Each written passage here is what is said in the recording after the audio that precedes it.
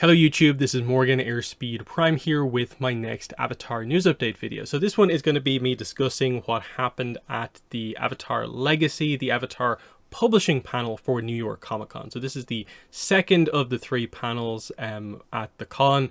Yesterday we had the merchandise panel, today was the publishing panel. Nothing tomorrow, Saturday, but then on Sunday we have the hopefully big 20th anniversary panel. So that might redeem the so far I think disappointing New York Comic Con, because wow, they really didn't deliver here at all. I don't like to be overly negative, but this just came across as bad. They didn't read the room. They were not paying attention to the fandom like at all.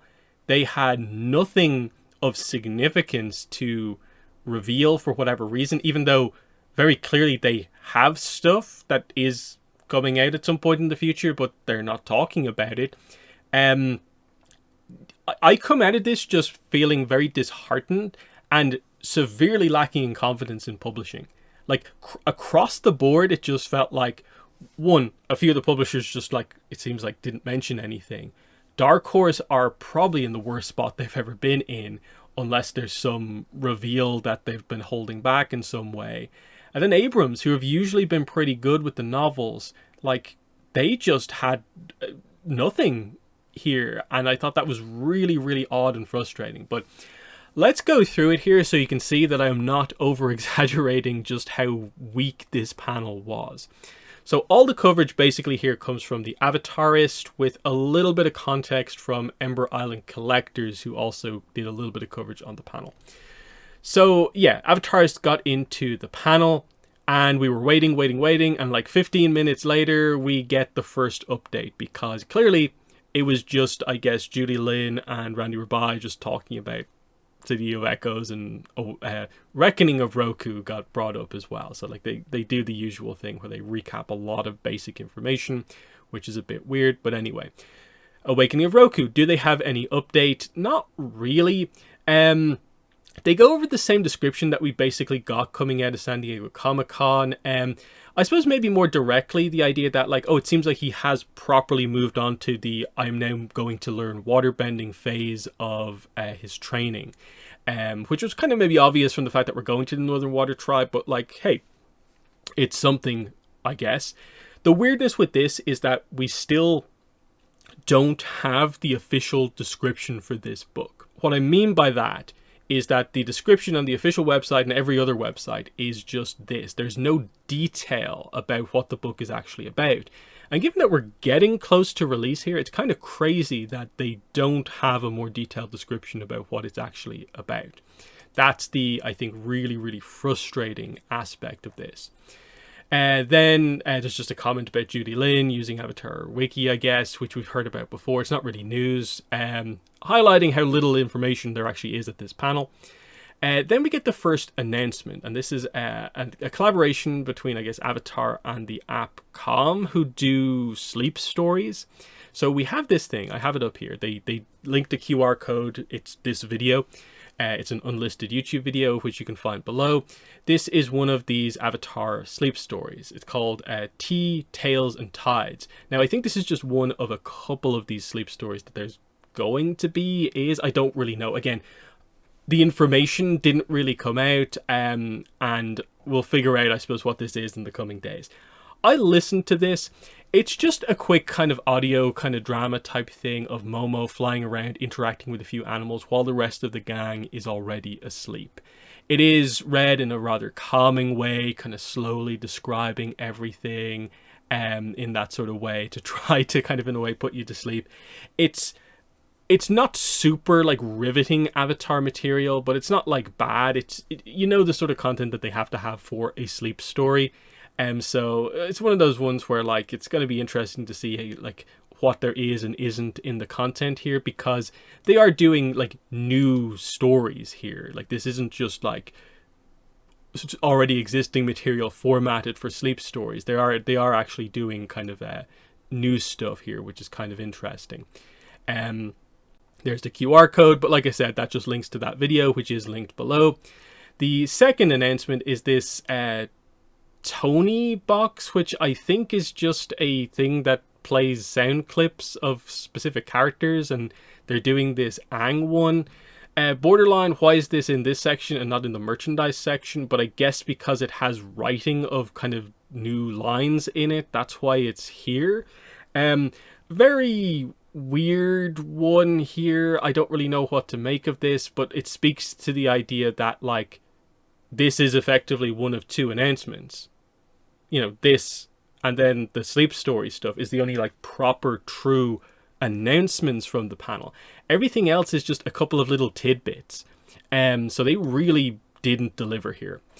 Next, Webtoon. What did they have to say for themselves? It seems like nothing, because they didn't even reveal when the Korra comics are coming to the platform. Apparently they said that they'll have more information, but it's unclear if that just means Webtoon in general information or Webtoon Avatar specifically. I'm assuming if they actually had anything to say of note about Avatar, they would have announced it here. So my guess is it's probably other Webtoons related stuff. Why they'd say that to a room of Avatar fans, I'm not really sure, but anyway. Then Magpie just talked about Voyage of the Unity. No mention of the Spirit World book. And this just speaks to the idea of, like, what are Magpie doing? Why have they gone, like, radio silent, it feels like, completely? Because it is Beetle and Grimm leading the charge on this for the most part. So what's going on here? This is not out until, like, September, October next year. Like, it's really far off. So how long are we going to be waiting for, like, the next content? Because that's going to leave it as, like, borderline, like, what, 2 years between releases, basically, for the RPG. And the timing on this gap is just so crazy in my mind. I don't know what's going on. Then the next update is this. They're going over patterns in time right now, skyscrapers in particular, and of course, why are they doing this? Why on earth in the middle of this panel are they going to a comic from 3 years ago, and specifically that one 4-page comic? Sure, it's a notable comic because it's young Asami and Yasuko, her mother. The reason they're doing this is because Rachel Silverstein is on the panel. Now, why is Rachel Silverstein on the panel? Because she wrote Skyscrapers a few years ago. And it seems like she's on the panel is because potentially she was the only, like, comic creator they could actually get to be on the panel. But why are you talking about this? Like, we'll get into the idea that apparently they were constantly running out of time. Then why do you have a panelist that doesn't add anything to the panel? I don't understand. So many things that just make no sense to me. Then, they at least confirmed it's the same creative team for the Kaya comic as the Mako comic. Admittedly, we already knew Alexandria Monique was on the comic, but I guess it confirms Kiku Hughes. No new info, but they said they're working on more Korra comics. But again, that was obvious. That's implied. There is at least another Korra comic coming after the Kaya comic, because they always do it in trilogies. I don't know if maybe more specifically they referenced that it's a different series, but, you know, at the very least we know there's the Kaya comic, and there will be another one after it, probably from the same creative team. But yeah, you can see no update to the image. It's still the same one. No logos, no title. They're still calling it a sneak peek.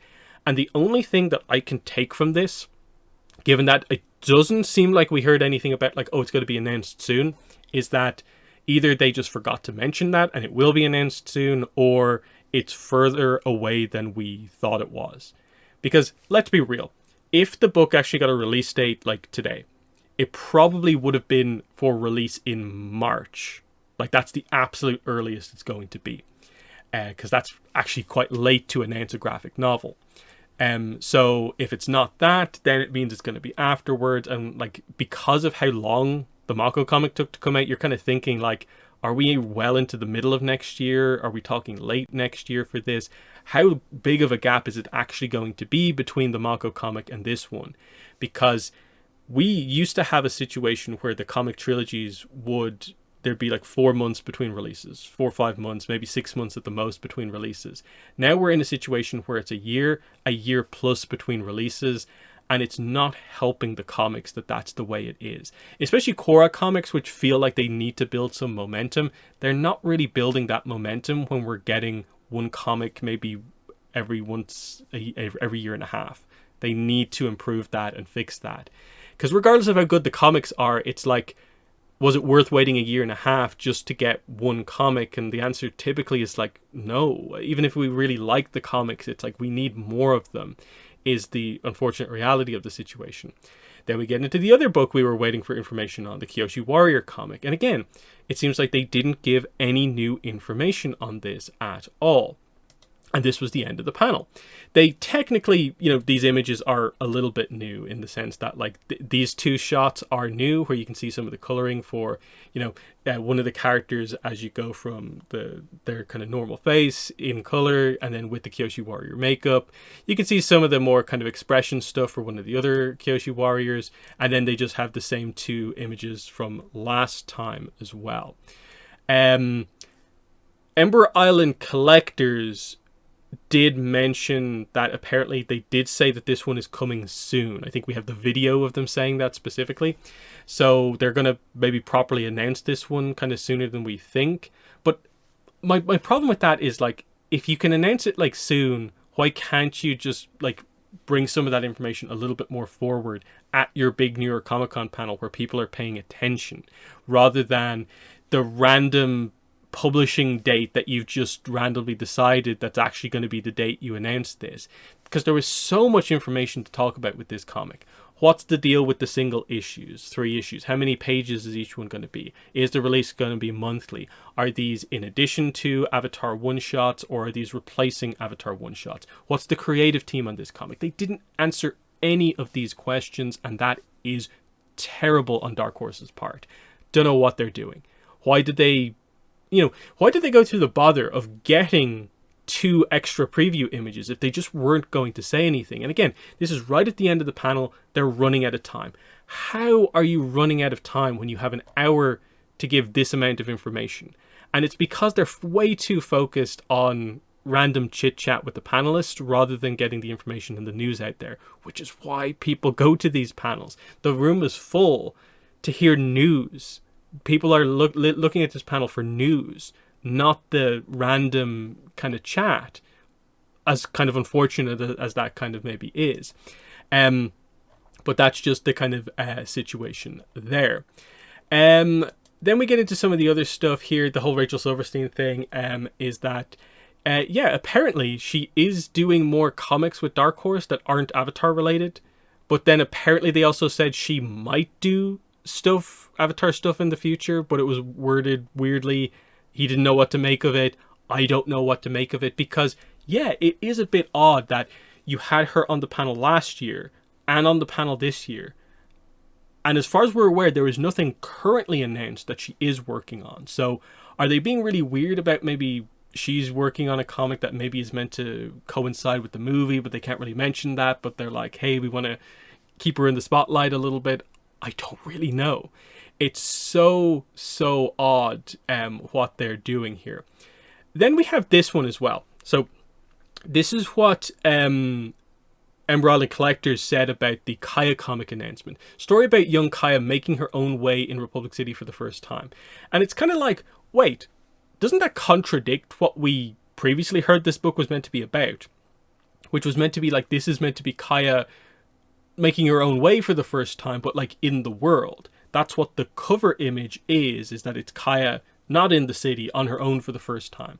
So like, is it her on her own in the city? Is the book going to be set in the city? I thought the whole point was that it's her moving away from the city effectively for the first time, because she lives there with her family and then leaves and then comes back later on. So I'm wondering, is that just worded weirdly by Ember Island Collectors? And that maybe it's the idea of it was meant to be away from Republic City, but that we will see some Republic City within the book. I don't know. But that's how bad the communication kind of in a way has been about the book, is that, even the little tiny bits of information are not being relayed to everyone, in that, like, are these being officially announced? Are Dark Horse directly talking about them? No, there's still these sneak peek things that it feels like borderline they don't want to get out of the panel, and it just doesn't feel great, like, at all, what's actually happening here. So yeah, that's just that whole situation there. Anything else to talk about here? I think one or two things Avatarist said.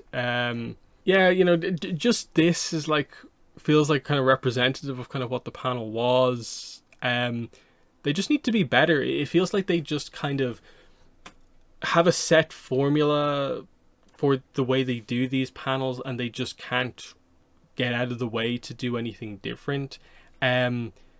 Because again, like they had stuff that they probably could have talked about realistically, but it's just odd in my mind the whole time through that, like, Abrams didn't announce anything, Dark Horse really didn't announce anything. So it's just like missing the opportunity to have the kind of hype announcement here, versus you're fine with waiting for the listing to just go up on Edelweiss and we find out about it that way, and there's not really a big hype about it, it's just a listing that's gone up.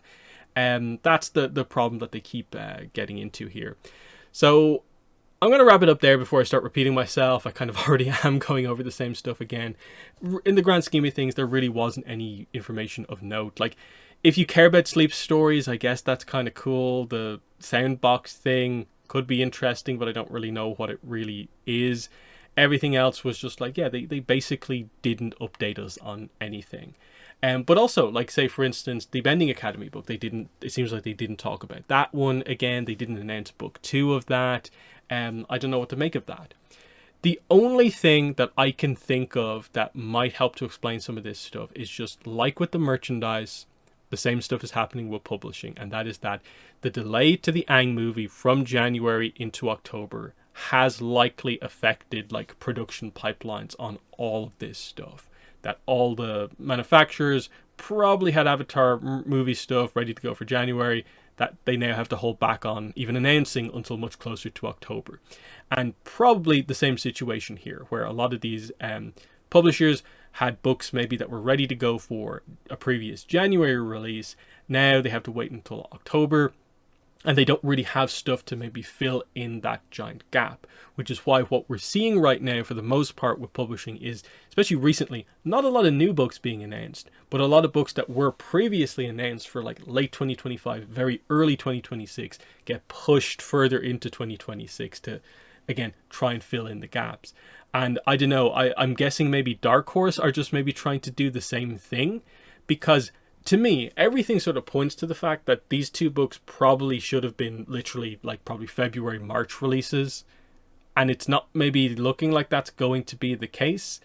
Because if it was, you should have told us here at this panel. But it doesn't seem like that's actually going to be what happens. So in a really frustrating turn of events, the publishing, which should have been, I think, approaching its peak, is probably at maybe one of the worst points it's ever been at. Now, I want to really specify there, I think that is primarily Dark Horse are at the worst point they've ever been at. Abrams still, of course, have Awakening of Roku to come out in December, even though they're being weird about the way some of the information is coming out about that. They do still have a book coming out in 2 months. That's going to be the final release of the year. Penguin Random House will have Bending Academy #1 next month, and that should be exciting. But Dark Horse released their books very early this year, and now they haven't announced books for early next year. What's going on from the publisher that used to be the focus? Like, everything Avatar kind of new content was Avatar comics, and now they seem just like nowhere.